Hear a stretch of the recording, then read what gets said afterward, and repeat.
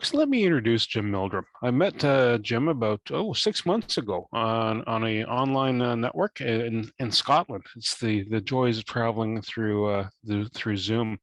He's a highly experienced sales manager or sales and marketing director. He supports business owners, entrepreneurs, and company directors improving their growth strategy. He's done many years of B2B lead generation and business sales. He's worked closely with businesses in the SME and FTSE 100 and startups, consistently meeting their targets and the profitability.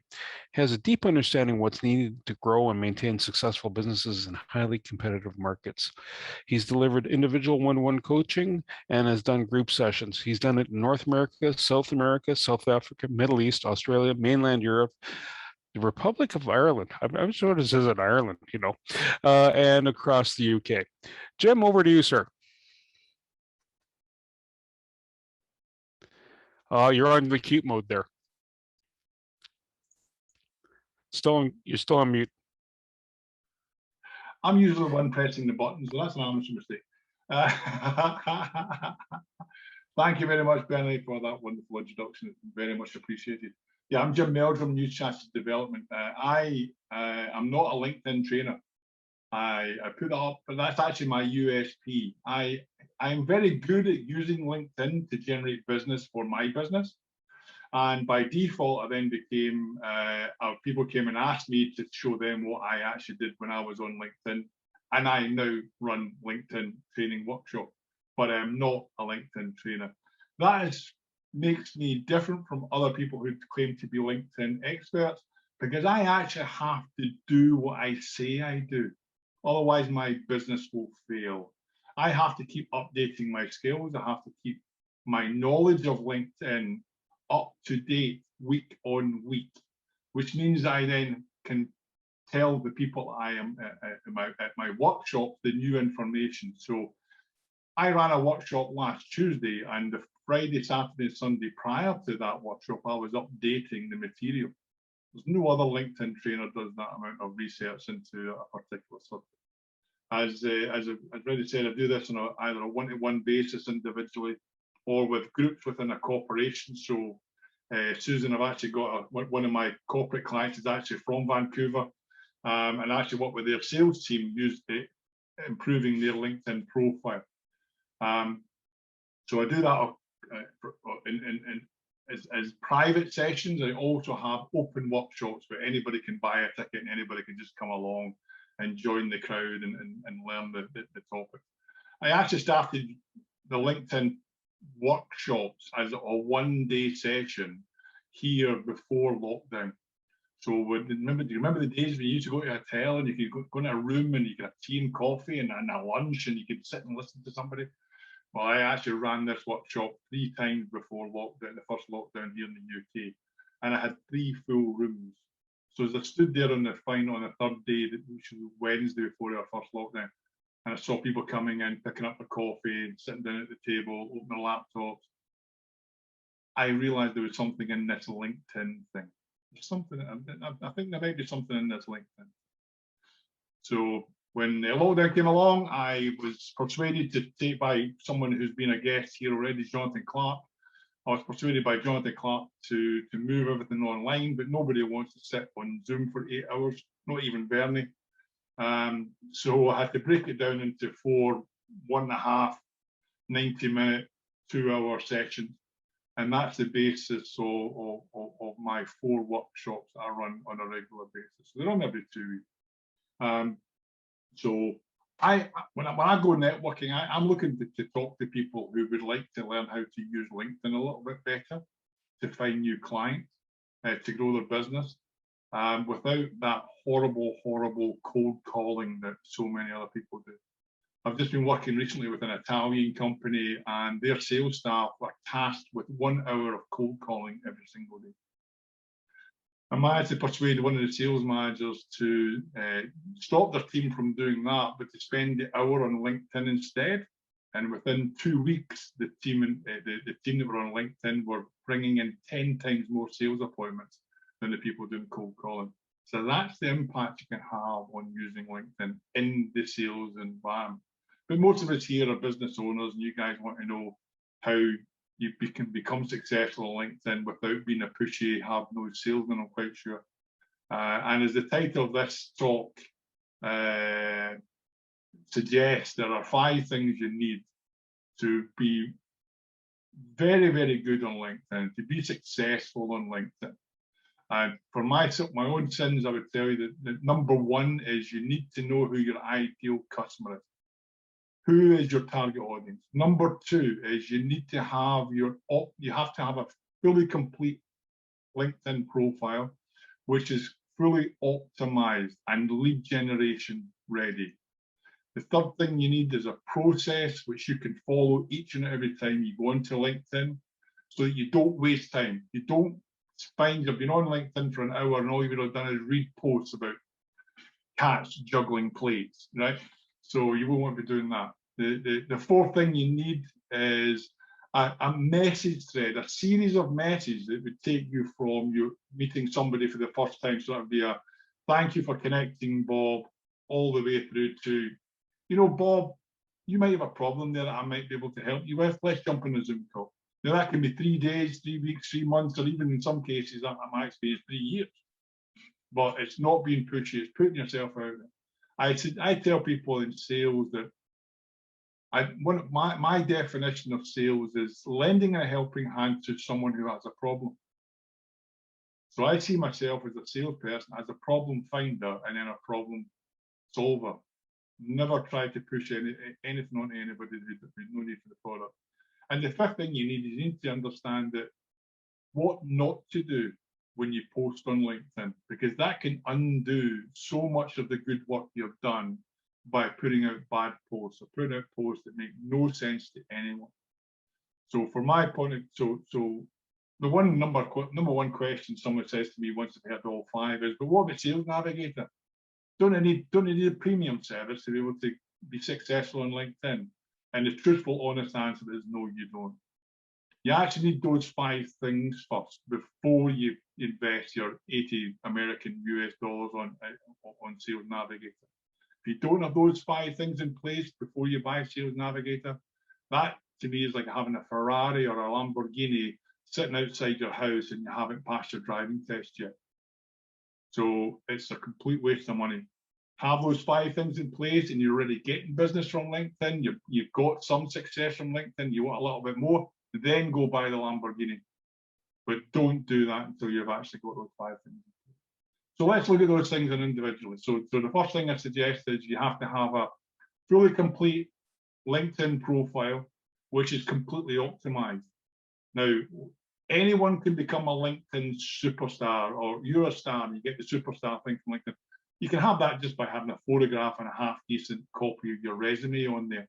I'm not sure in Canada you call it resume or CV. You guys can pick whatever word you want to use. I, like many other people, 10, 11, 12 years ago, I set up my LinkedIn account and really uploaded a copy of my CV. A really dodgy driver's license photograph. And really left it there. I really did nothing with it. I connected with friends and family and colleagues and people I'd worked with, people I met through work. I really didn't do anything with it. So in 2014, when I set up in business, I realized that my LinkedIn connections were going to be absolutely no use to me in my future career. So I began connecting with new people, people who I thought would be interested in buying what I was trying to sell. And then I realized about 18 months ago, it's October 2019, when I was tracking back to see where I was getting my business from, I was really disappointed to find that I was actually only getting 1 or 2 telephone calls a month from an hour a day on LinkedIn. And I'd built up my connections to 1,700 at that point. So I was really disappointed to see I was only getting 1 or 2 appointments a month from all the hard work I was putting in. So I decided to throw that entire strategy away and start again. I went on a cull. I went through all 1,700 people and I got rid of all the cryptocurrency salespeople, all the people who are going to do search engine optimization of a website I didn't even have, and all those other people who just try to sell me stuff. And on the last Thursday of October, I went down to 454 connections. Now remember that number, because that takes you below the 500. I would not do that again.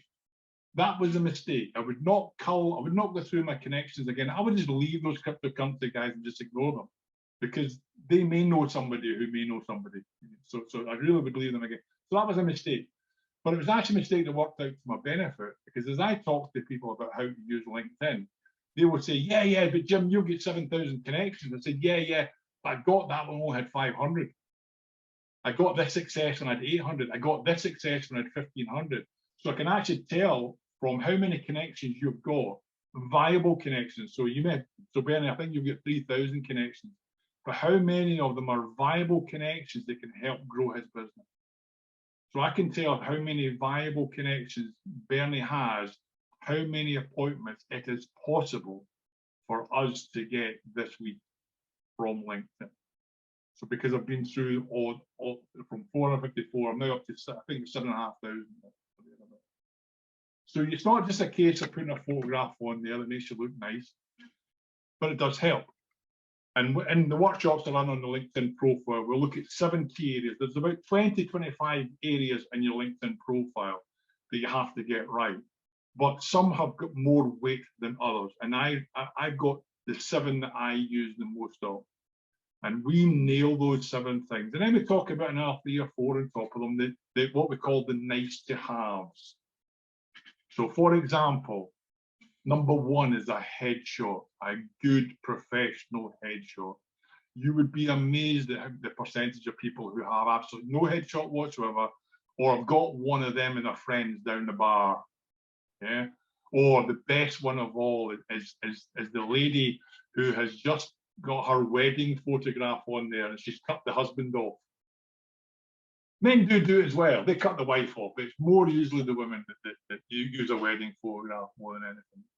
So professionally taken headshot, because you only get one chance to make a good first impression. And that's the first place people will look. The second place is the headline. That is not your job title. That is not accountant. That is not graphic designer. That is what you do for your client. This is keyword territory. This is where you would use the search engine optimization part of LinkedIn, and the headlines, the first place the algorithm looks for keywords. What value do you add to your client? Who are you looking for, and what will you do? What problem do you solve? Try and get that in your headline. You can do it in 2 ways. You can do a little mini elevator pitch, 15, 20 words, or you can do it like Bernie has in its bullet points. Either way works, but you've got to get the keywords in there. Last but not least, or the third one I would give you is the banner background behind your headshot. Bernie, you've got a really good one. That is like the advert on the side of a bus. You have to have on there, you have to have what you do, the services you provide, along with contact information. So Bernie, do you have your telephone number, your email address, your website, and any means of communication on your bus advert? Because now imagine the 2 potential clients sitting at a bus stop, and the bus passes by and go, really would like to get in touch with that guy, but I've absolutely no idea how to do it. So make it visual, make it easy for me to contact. And then there's 4 or 5 other, 4 other parts that we're going into much more depth with regards to your profile.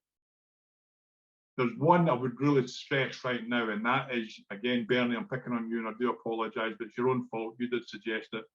Recommendations. How many recommendations do you have on your LinkedIn profile from happy customers, happy clients who have used your services? If you do not have 10, start sending requests to people. Happy customers will be more than delighted to be asked. So be relevant, make sure they're up to date. One of my private clients I was working with just recently, the last one he had was in 2013.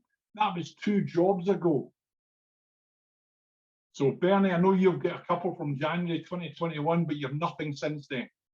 Part of your process, So part of your process should be, every time a customer says, Bernie, I've really enjoyed working with you, fantastic. Could you do me a big favor? Could you jump on a LinkedIn and just write me a little recommendation, you know, and maybe some suggestions, but don't write it for them. Let them write it for you, because you'd be surprised about what people will say about you that you did not know they got out of the session with you.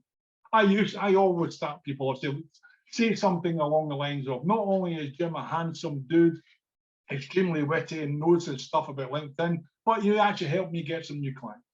But please use your own words. No one's ever used that format yet. I'm really disappointed. But and I would always ask, I would always add a timeline to it. So say if you could really do that by Friday, it would be appreciated, because I'm trying to build my profile. So give them a timeline. If you do that, probably half the people you ask will give you a recommendation. The other half won't, not because they don't want to, because they forget. Life gets in the way, they get distracted, the telephone rings, something else happens, and they just forget. The good thing about saying if you can do it by Friday means that on Saturday you can drop me a little line, just say, hi Bernie, I know you didn't get a chance this week, but can you do me a favor and do it today? We'll appreciate it.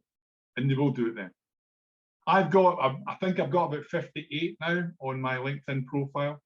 There's a good number of them from Canada, so go down there and have a look at some very, very kind souls who have been kind enough to take 10 minutes of their time to write something that is very, very pleasing to me. So your LinkedIn profile, keyword friendly, so it's not just about me, the human being, reading your profile. An algorithm's got to be working as well, so you need to get the search engine on. When I talk to clients for the first time, one of the things that I take baseline numbers of, say, right, Bernie, how many connections you got? He's got 3,000. Great. How many of them are viable? He might say 500. Great. Okay, we've got some numbers. How many views have you had in the last 90 days? Go on your LinkedIn profile. It's in a little blue box, just off the fold, and it's number of views. And that's how many people have looked at your profile in the last 90 days. How many people in the last 3 months have looked at your profile? And that is a key indicator about how successful your LinkedIn profile is at attracting people. The last number, the third number in that series, that's a number of searches you've appeared in. So when you have got a highly optimized profile, you will have 300, 400, 500, 600 searches that you will have appeared in. Because every time somebody keys in LinkedIn consultant, my name will appear. Not in the second page, not in the third page, in the first page. Hopefully in the top 3. That's where you want to be, and that's about optimizing your profile. It's very, very simple. It's just not easy. Let's say there's 20, 25 things you could do with your profile. Some of them are a waste of time. But there's other parts, like I said, the headline, the headshot photograph, the background banner, and the recommendations you've got to get right. One of the things that you may want to look at is something that's just made it into the top 7, which is name pronunciation. All right, so this was developed by one of the LinkedIn developers who he had a strange, unpronounceable second name. You know, I can't remember it for life of it. It was just Ishvishnesky.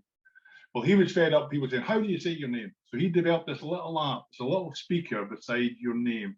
So if you go into my profile, Jim Meldrum, you'll see a little speaker beside my name. If you click on that, you'll hear me say my name. Great. But you've got 10 seconds. I do not have 45 middle names. So I don't need 10 seconds. So I've actually created a 10-second audio commercial on my LinkedIn profile. So we'll say you'll hear it later on when you go and look at my profile. So it's like, hi, Jim Meldrum, LinkedIn, get connection, let's talk and see if I can help you. So I've used it as a little audio advert. Fantastic way of doing it. The next thing, moving on to step number 2, is the process. I hate wasting time. I have been very disciplined all my working life. I think it's probably down to the fact my dad was a cop, my dad was a policeman, so he was quite, and he came out the RAF, so he was very regimented. And all my working life, I hate wasting time. So I don't want to just go onto LinkedIn and meander around for an hour. I want to make sure when I'm on LinkedIn, I'm being effective and I don't miss things. So this is like having an airline pilot having his checklist he goes down before he takes off. There's no point in doing that when you're at 30,000 feet going, oh, did you check the tires? No, I thought you did. It's too late. So you've got to have your list. And I've got 7 steps in my process. And this is what I teach the people that come along to my workshop. And the thing that surprises most people is I only spend 30 minutes a day on LinkedIn. Some days it's even 20 minutes, but I don't spend any more than 30 minutes a day on LinkedIn. But what I've done during that time is I've ticked off the things in my checklist. I've done all the really important things. And I've also taught the AI that sits behind the platform, the algorithm, what I'm looking for from LinkedIn.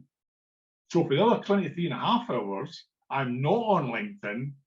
LinkedIn's actually working for me. It's finding people to send to my profile. And I can see that. So the process is about 7 steps, very, very simple. It goes from making sure you're connecting with the right people, make sure that you're liking people's posts, and you're sending messages to people when they do connect with you. And of course, you're actually looking at their profile.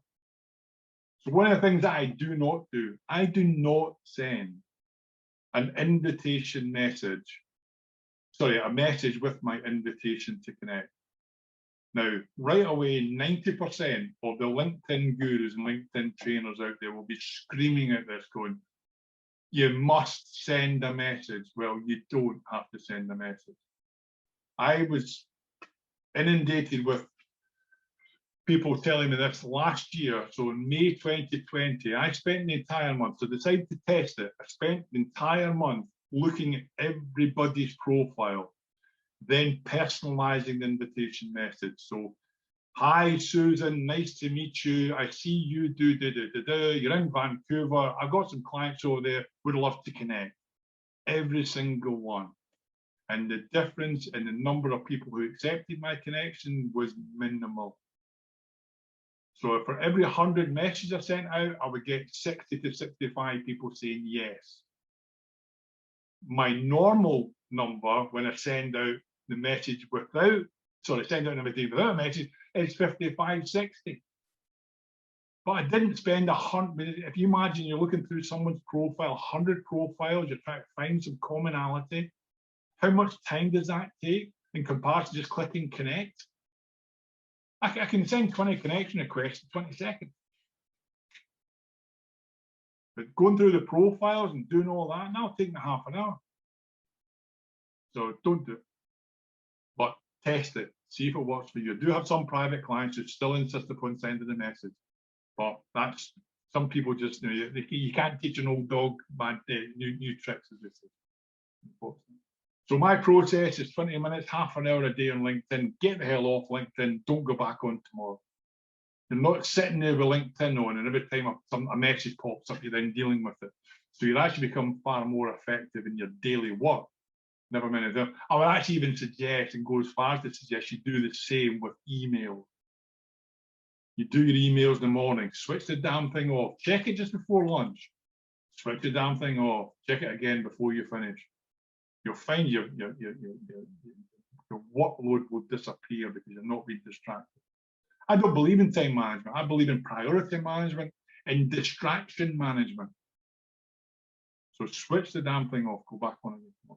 The third thing is how to actually prospect on, sorry, the fourth thing is how to actually prospect on LinkedIn. So taking a new connection from, hi, Bob, nice to meet you, all the way through to, Bob, I think you've got a problem, I think I can help you. What does that series of messages look like? I take 5 minutes to type 2 lines because I type with one finger. Well, I actually use this finger as well, but that's only for the caps lock. Right, so it would take me ages to write every single message freehand. So I do use templates, I use copy and paste templates, and I personalize them as well. So I use the first name, I personalize them to the business, I personalize them to the industry.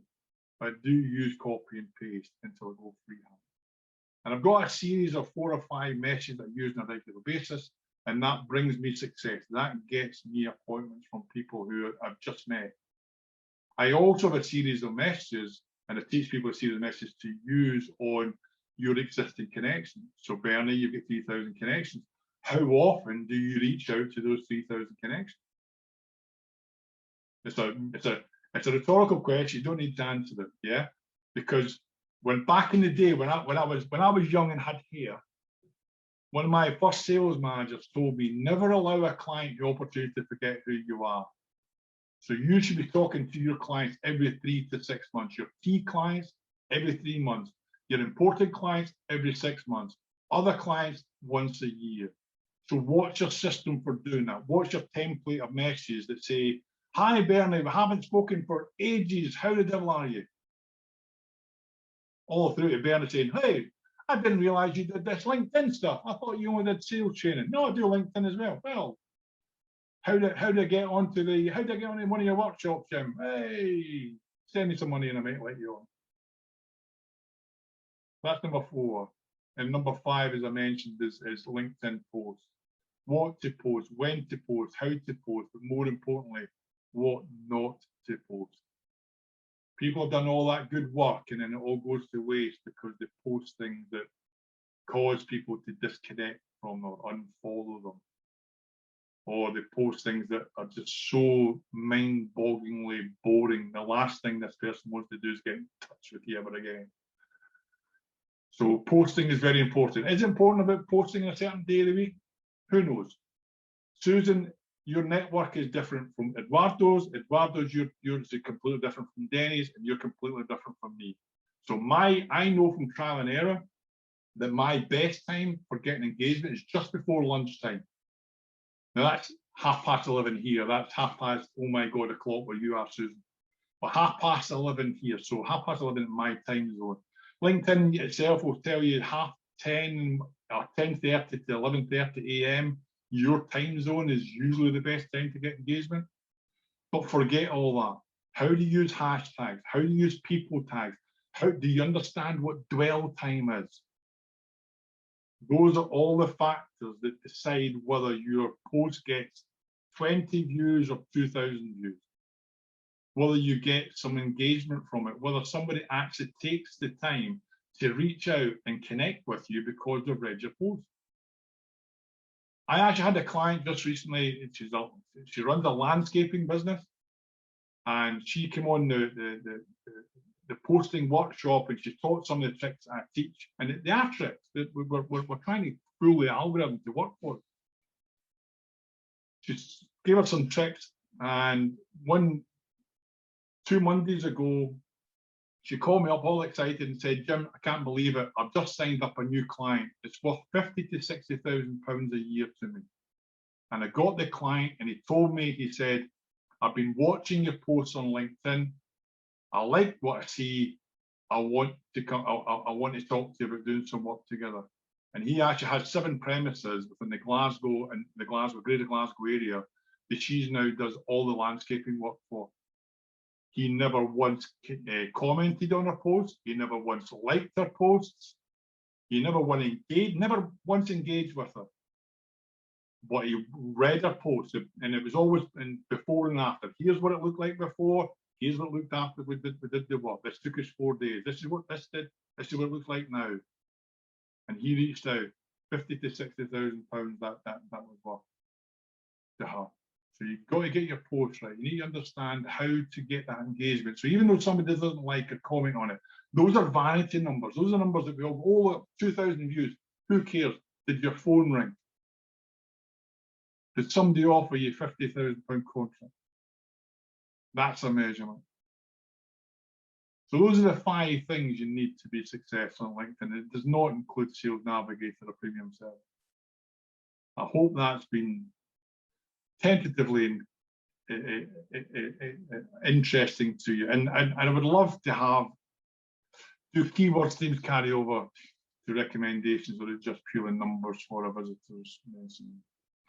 I'm not sure what the question is, Eduardo. Can you come off mute and ask the question again for me? You were talking about the importance of recommendations, and you were also earlier talking about how your header is important for the algorithm to be able to pick people up for searches. So I was wondering if you had a thought on the recommendations. You were saying that, okay, if you're going to get somebody to do a recommendation, don't write it for them, but you know, you can put some seeds in their mind about what they're going to talk about.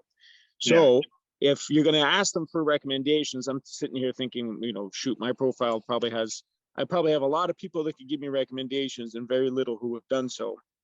So I was thinking, okay, well, if I was going to, you know, put some seeds in their mind about what they're going to write about, what is it that I would want them to talk about in order for the effectiveness of the message to go up? Or is it just purely a vanity metric just to make sure that we're checking off a box in a visitor's mind, saying, you know, I see enough recommendations, I don't need to read them, I just see them, and so he's got them. Yeah. Well, why don't you go into my profile and read the recommendations that are on there? You'll see some people do use keywords. Some people very kindly have said, no, LinkedIn master, LinkedIn expert, those are all keywords. Yeah. Other people are just Jim's jokes are rubbish, you know, whatever it is. And it is the number. You want to say, I've got 58. So that's 58 people have come on the workshops and said, this guy's worth a recommendation. This guy's worth the money to go on his workshop. And I love that.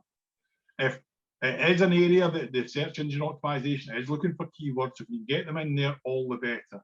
So keywords, headline, recommendations, the about section. And you'd be amazed at how many people do not have an about section on their LinkedIn profile. And then the third place is obviously your experience. So those are the 4 areas you want to have as many keywords you want. But so long as you've got your headlines, so long as you've got your about section, those are the 2 main areas. Having them in LinkedIn and your experience and your recommendation is a nice to have. But it's not just a vanity number.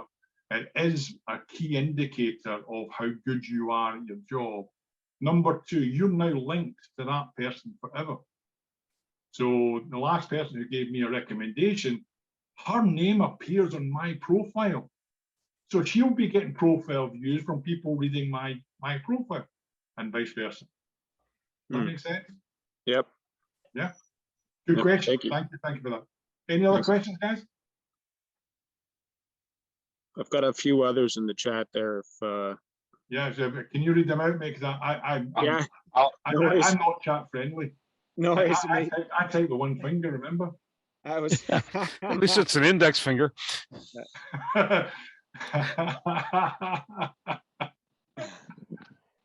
So shoot, anything like?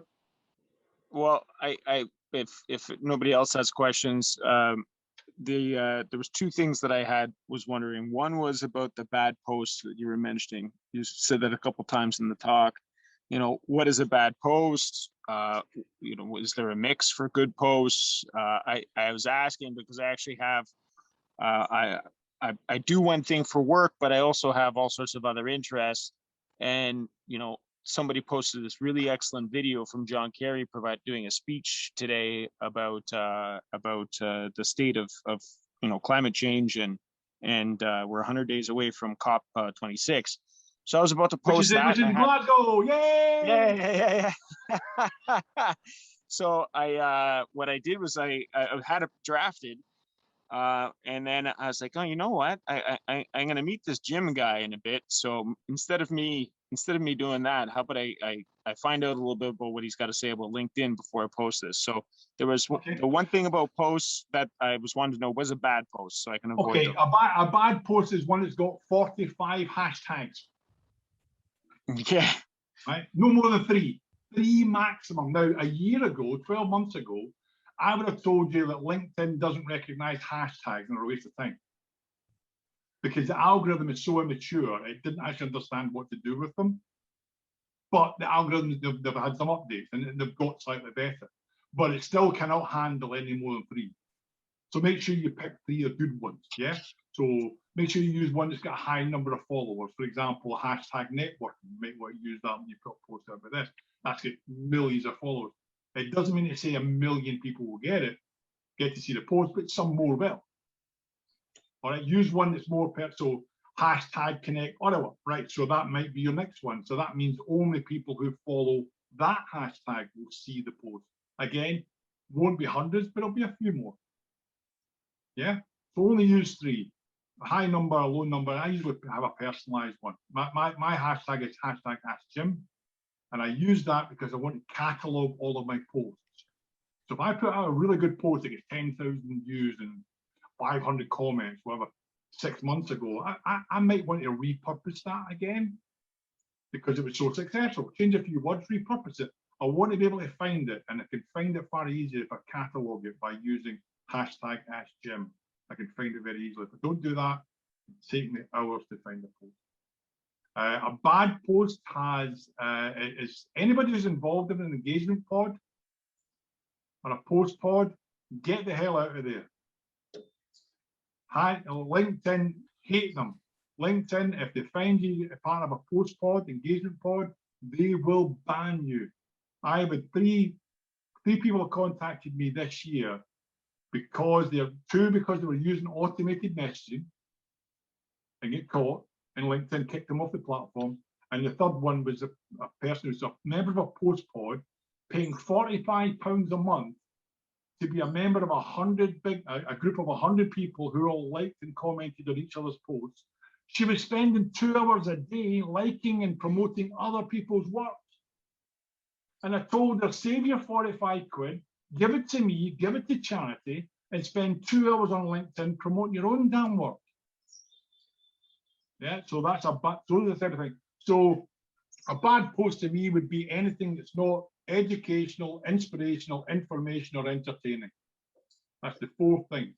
If you want to know how to make a really good post on LinkedIn that gets lots and lots of traction, do a survey. There's always all those jokes about surveys. Do a survey, yeah. Hi, can't wait for the pubs to reopen. When I get down there, I'm having an ale and a burger. What are you going to have? Ale and a burger, pizza and a glass of wine? Do a survey. Thousands of people will view it. Hundreds of people will post on it. And if you do it right, you could end up with 300 people voting on your poll. You can then remarket those 300 people, and you can remarket them based on their answer, so you know what their thoughts are with regards to, for example, one I did recently was, should I connect with my competitors on LinkedIn? So one of your competitors sends you a LinkedIn connection request, and you go ignore, accept, ignore. What do I do? So put it out as a post, because it's quite controversial. Now, I then got, after 300 people voted on it, I now know how those 300 people voted. Because I have the analysis behind the vote. I can see how Bernie voted, I can see how Denny voted. So I can now tailor my message saying, Bernie, thanks very much for taking part in the poll. It was really quite interesting. 74% agreed with you and said this. So why do you think that, Bernie? And I'll get to know Bernie and say, well, look, Bernie, your LinkedIn profile's pants. Come in a workshop at some point. So polls are great. Surveys are fantastic. Awesome. Thank you. Any other questions? As You long as were- you don't want to ask questions, keep going, mate. I'll answer any Nate, question. I'm just trying not to take all of our the time, you know, but Danny's got his hand on the mute button. You're okay. Susan, go ahead. Susan, go ahead. You had a question. So Jim, one of the challenges that I have in LinkedIn is not really understanding what share means, what happens when I hit the share button. I don't know how to do a personal hashtag. I'm afraid to do a whole lot in LinkedIn for fear that, you know, I'm going to hit the wrong button or do something that makes me look like an idiot. Do you go into some of that in your workshops, like just to sort of take us through the basics of LinkedIn? The vast majority of people who come on to the workshops are frightened that they break it. Yeah. Yeah. Well, and even knowing, you know, we keep being, you know, they try to sell us training, they try to sell us premium. What are those? You know, what are, okay.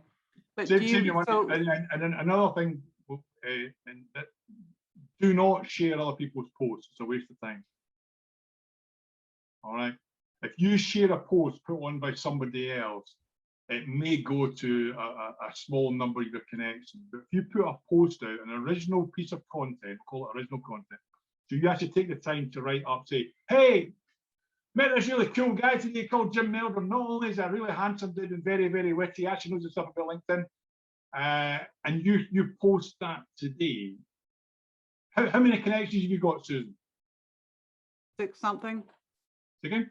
600 and something. 600. Oh, that post, when you press send, that post goes through a filter. The filter looks for inappropriate language, inappropriate images. It looks for you sending people off your platform to YouTube or to Twitter or Facebook or to your website. It's looking for that. And if it sees any of that, it will suppress the post. If it passes that filter, and no one knows real number, but we use 10% as a standard. It will go to 10% of your connections as a test group. Oh, So 60 people will see that post drop into their newsfeed. If enough of those 60 people engage with it within the first hour, and we all call it the golden hour, but some people don't believe it exists, but it does. They've tested it. If you can get enough people in that group of 60 to engage with your post, to like it, to comment on it, it will then be sent to a bigger part of your, so we'll just say 50%. So 300 people will see it. And if you continue to get a good level, a percentage level of engagement through the next 24 hours, all 600 will get the chance to see it. oh, Which is why which is different from Facebook. So on LinkedIn, you may only have 600 people in your network, but 2,000 people could look at your post. So even more people that you're connected to can actually see your post, because it goes once it gets to that point, LinkedIn just starts to share it with all your second level connections. Yeah. wow. But shares are ways of resharing someone else's post. It would probably, out of the 600, probably go to 10 people. Okay. Because Thank you. So will you go into all of those kinds of details? Yeah, one of the hacks for that is actually to copy and paste the person's post, repost it as an original post within your name, but then back credit it to Denny, who wrote it originally. Here's a really cool post by Denny Brown. Cool guy, really handsome, very witty, knows Jim Meldrum. Yeah? Thank and then you. that goes out, that will then go to 60 people. Because you've tagged Denny in it, Denny will go and look at it. And they tag me in it, that should get 2 views already. I'm not even sure how to tag. So obviously, I need to register for your course. And if I go on your website, will that information be available? No, there's no website, Susan. Just connect with me on LinkedIn and we'll have a chat and I'll point you in the right place. Okay, thank you. My LinkedIn profile is my personal website. If I had a website, all I would really give myself is something else I need to keep up to date. So Jim, we have another question from Eduardo. He's trimming your profile. Do you have recommendations for making work history, about section, etc., for making your profile more concise and punchy? The experience section is not one of the 7 things we look at in the LinkedIn profile, because it's the weighting of that is actually quite low. 10 times more people will read your about section than they will read your experience section. So you need to get your about section right rather than your experience section. The experience section is one of those nice to haves. Most people don't get it right. They've got the job title and the name of the business, but it should be where you put some of the things like, I think I've got like LinkedIn training, sales training. I've got some things in there, but those are not as important as the headline, not as important as the banner, not as important as the photograph, and those other things we're going to discuss. But it's a good question, yeah. But don't spend too much time on it. Somebody asked me about LinkedIn groups. Nobody's going to ask me about LinkedIn groups, no? What about LinkedIn groups, Jim? Don't bother. Don't bother. What's a LinkedIn group?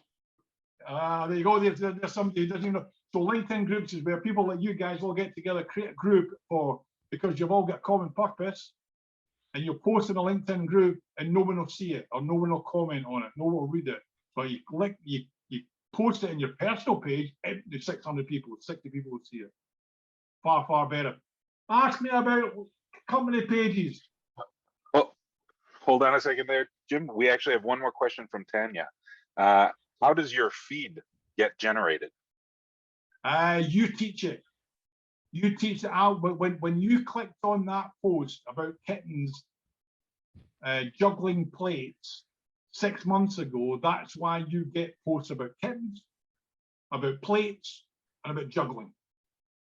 Because you taught it. If you go into somebody's post and delete the post, you're now teaching LinkedIn's algorithm. You do not want to hear posts from Jim Meldrum, and you'll never see my posts again. All right. The other thing you can do is if you get somebody who you want to remain connected to, but you don't want to see their posts, you can remain connected but unfollow. So they will still see your posts, but you won't see theirs. That answer your question, yeah? Okay. Now to ask your question, what about pages? Company pages, waste of time. I don't work for LinkedIn. I'm not on commission. I don't get paid to sell people premium or to get people to go and waste time on a company page. I've been working with a large company in the Middle East, and they have a company page which has 9,900 followers. Before I started work with them, I looked at the company page, I looked at other things, and the average number of likes they got on a post on a company page was 18. 9,900 connections or followers, they get 18 on average, and 12 of those were company employees. Yeah. So what I did to prove to them that the company page was not worth the effort, I took one of the posts, we changed a couple of words. We didn't do anything with the hashtag, we just changed a couple of words and posted it on the sales director in the UK, posted it on his personal page. And he had 1,400 connections at the time. It was seen by 2,000 people. He got 50 likes, he got 80 comments. Exact same post on a personal page. So if you have them, maintain them, because at some point in the future, LinkedIn may begin to support them again. But at this moment in time, they don't support them because we as human beings don't like them. Just like groups. We don't engage with groups, we don't engage with company pages all that much. But if you've got one, maybe post once a month just to keep it ticking over. Or if you post on it, go on your personal page and credit it to your personal, to your company page, so people go and see it. Force people. It's like putting on your company. How many recommendations do you have? Get in your headline, get in your about section, saying, "Here's something that Tanya said about my workshop, and by the way, there's 58 other ones below." So you send people to it. Because one of the biggest issues I've got with recommendations is the bottom of the bloody page. It's bloody up there. Yeah. Another thing about LinkedIn recommendations is that when somebody sends you a LinkedIn recommendation, you can copy and paste it and put it on your website. You can copy and paste it and give it to Pierre, and he'll put it on your Facebook. You put it on your Twitter account. But you can't do it the other way around. You can't take a testimony from your website and put it on your LinkedIn profile. It has to come from the person themselves. But when they've written it, you can then copy and paste it and use it on other social media. So whenever you get with a choice of getting a review or a testimony on your website and a LinkedIn recommendation, get the LinkedIn recommendation. Every single thing. Work at it.